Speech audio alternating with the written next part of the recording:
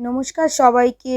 আশা করছি সবাই খুব ভালো আছেন। পূজাস ব্লগের নতুন একটা ভিডিওতে আপনাদের সবাইকে অনেক স্বাগত। তো সকাল হয়ে গিয়েছে, আমি সকাল সকাল উঠে গিয়েছি। আমি রাতের বেলা ভালো ঘুম হয়নি, কারণ আমার হাতে কিছু একটা হয়েছে।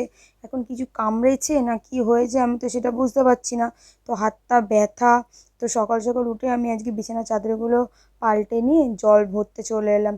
এবার ওই হাতে ওই কিছু একটা হয়েছে, এবার ওখানে জামা লাগছে বলে জ্বালা করছে। তো আমার জামার হাতাটা আমি একটু কেটে সেলাই করে নিলাম। সেলাই টেলাই করে প্রতিদিনের মতন ঘর ঝাড় দিয়ে ঘর মুছে নিলাম। হাতে লাগছিলো বলে এমনি কাজ করতে কষ্ট হচ্ছে, তো ধীরে ধীরে ধীরে ধীরে কাজগুলো আজকে করলাম। তো এই করে আমি স্নান করতে চলে গেলাম। এই যে আমার হাতের মধ্যে কী হয়ে গিয়েছে এইটুকু জায়গায় শুধু, এখন কিছু কামড়েছে না কী হয়েছে বুঝতে পারছি না।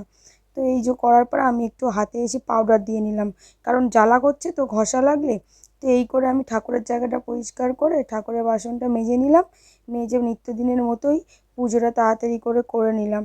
পুজো টুজো করে আমি তাড়াতাড়ি করে আজকে টিফিন করে নেবো, একসঙ্গে রান্নাটাও করে নেব।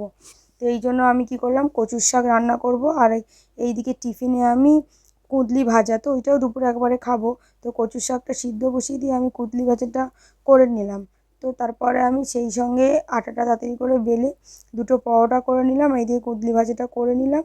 নিয়ে আমি এইদিকে মাংস করব বলে পেঁয়াজগুলো ভালো করে কেটে নিলাম, আলু টালু কেটে নিয়ে এইদিকে কচুর শাকটাও বসিয়ে দিলাম চাপিয়ে। তারপর এইদিকে ভাতের জলটা ধুয়ে রেখে দিলাম, কারণ আমি সকালে রান্না করছি এই এই কারণেই, কারণ আমার হাতটা জ্বালা করছে। দিয়ে আমি রান্না বান্না করে আমি একেবারে ঘরে এসি চালিয়ে মানে ঘরের ভেতরে থাকবো, কারণ বাইরে যত তাপ লাগছে, ব্যাপার রান্না করতে গিয়ে এত তাপ লাগছে আর তত জ্বালা করছে। আর গরমও আজকে তেমন পড়েছিল, এই জন্য তাড়াতাড়ি করে আমি রান্না বান্না বসিয়ে দিয়ে এখানে ফ্রিজের ভিতরে আমি পুঁই শাক রেখে দিয়েছিলাম, আর ভুলে গিয়েছি পুঁই শাকটা মানে গলে গেছে।